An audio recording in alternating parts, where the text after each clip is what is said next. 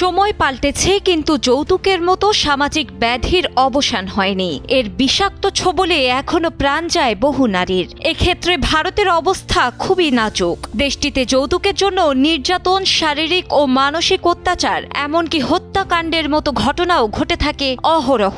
সম্প্রতি এক জরিপে ভারতে যৌতুক নিয়ে উঠে এসেছে ভয়াবহ তথ্য।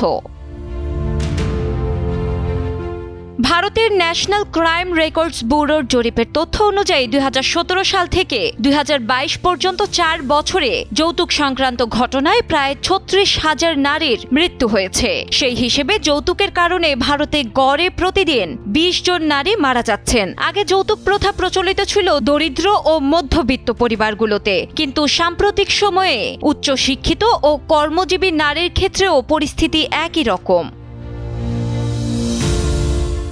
সমাজবিজ্ঞানীরা বলছেন, ভারতে এখনো বিয়ে মানেই অর্থনৈতিক লেনদেন। কনের পরিবার থেকে দাবি করা হয় গাড়ি, গয়না, নগদ অর্থ ও বাড়িঘর। আর দাবি পূরণ করতে না পারলে নারীরা হন নির্যাতনের শিকার। অনেক ক্ষেত্রে আবার ঘটে হত্যার মতো ঘটনা।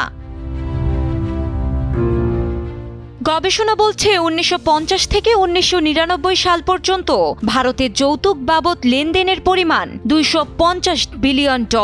সময় গড়িয়ে আধুনিক যুগে পৌঁছে একবিংশ শতাব্দীতে এসেও প্রায় 90% বিয়েতে যৌতুক দেওয়া হয়। অথচ ভারতের আইন অনুযায়ী 1961 সাল থেকে যৌতুক প্রথা নিষিদ্ধ হলেও বদলায়নি বাস্তবতা।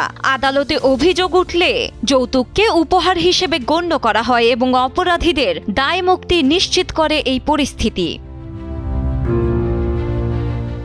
যৌতুক মূলত পুরুষতান্ত্রিক মানসিকতার ফল বলছেন মনোবিদরা, যা পুরুষদের মর্যাদা ও কৃতিত্বের প্রতীক হিসেবে দেখা হয়। সেখানে নারী যত শিক্ষিত বা কর্মজীবী হোক না কেন, যৌতুকের চাপ থেকে মুক্তি পান না তারা।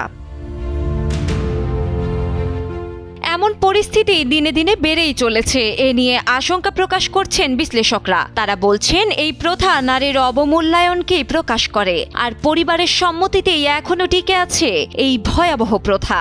একই সাথে শাস্তি কঠোরভাবে নিশ্চিত না হওয়ায় আইন না মানার প্রবণতাও কাজ করে এখনো। ডেস্ক রিপোর্ট, সময়ের আলো।